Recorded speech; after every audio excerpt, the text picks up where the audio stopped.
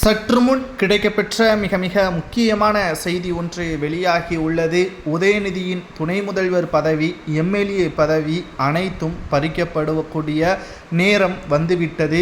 2026 சட்டசபை தேர்தலில் மீண்டும் சேப்பாக்கம் தொகுதியில் போட்டியிட்டால் அவர் எம்எல்ஏவாக மீண்டும் தேர்வு செய்யப்பட மாட்டார். கரூரில் நடைபெற்ற துயர சம்பவத்தின் பொழுது துபாயில் இருந்தார். அது அவர் மீது தவறு கிடையாது.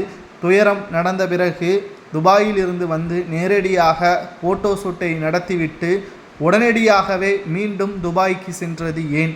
அதாவது பெயரளவிற்கு மக்களிடம் தன்னை நிலைநிறுத்தி காட்டுவதற்காகவும் அந்த துயரம் தமிழக மக்களில் ஏற்பட்டுள்ள துயரத்தை தமிழக மிக முக்கியமான பொறுப்பில் இருக்கக்கூடிய உதயநிதி அவர்கள் அதை அரசியலாக மாற்றிவிட்டு அவரது இயல்பான வாழ்க்கைக்கு சென்றுவிட்டார். எந்த அளவிற்கு விஜயை குறை கூறுகின்ற திமுக அரசு, அதேபோல் உதயநிதி அவர்கள் துணை முதல்வராக இருக்கிறார். சம்பவம் நடைபெற்ற இடத்திற்கு வந்து போட்டோ ஷூட்டை நடத்திவிட்டு அடுத்த ஃப்ளைட்லேயே மீண்டும் துபாய்க்கு சென்றுள்ளார். இது எந்த விதத்தில் நியாயம் என்ற கேள்வியையும் நம்மால் பார்க்க முடிகிறது.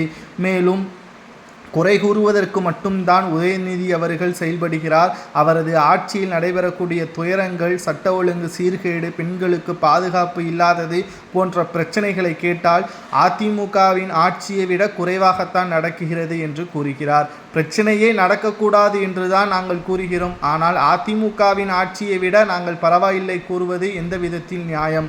அது மட்டுமல்ல, பிரச்சனைகளை செய்யக்கூடியவர்கள் பெரும்பாலானோர் திமுகவை சார்ந்தவர்களாக இருப்பதாகவும் புகார்களும் எழுந்துள்ளது. காவல்துறையினர்கள் அவர்களது நடவடிக்கைகளை மேற்கொள்ள முடியாமலும் திணறியதாக தற்பொழுது நம்மால் பார்க்க முடிகிறது. கரூர் சம்பவத்தில் விஜய் அவர்கள் சென்று பார்வையிடுவதற்கும் அனுமதி மறுக்கப்படுவதாகவும் உதயநிதி அவர்கள் மூலமாகத்தான் இது செய்யப்படுவதாகவும் தற்பொழுது தகவல்களை நம்மால் பார்க்க முடிகிறது. 2026 சட்டசபை தேர்தல் நிச்சயமாக திமுகவிற்கு மிகப்பெரிய ஒரு சிக்கலை ஏற்படுத்தும். அதில் எந்த ஒரு மாற்று கருத்தும் கிடையாது. 2026 சட்டசபை தேர்தலில் துணை முதல்வர் பதவி, எம்எல்ஏ பதவி, அனைத்து பதவியிலிருந்தும் உதயநிதி அவர்கள் நீக்கப்படலாமா? மீண்டும் சேப்பாக்கம் தொகுதியில் போட்டியிட்டால் உங்களது ஓட்டு உதயநிதிக்கு விழுமா என்பதை மறக்காம கமெண்ட் வாயிலாக கூறுங்கள். ஏனென்றால் அனைத்திலும் அரசியல் செய்யக்கூடிய திமுக 2026 சட்டசபை தேர்தலில் வெற்றியடைந்தால் இன்னமும் விலைவாசி உயரும், மின்சார கட்டணம் உயரும், பத்திரப்பதிவுத்துறை அமைச்சராக இருக்கக்கூடிய அவரும் பல ஊழல்களை செய்யக்கூடும் என்ற தகவலையும் நம்மால் பார்க்க முடிகிறது.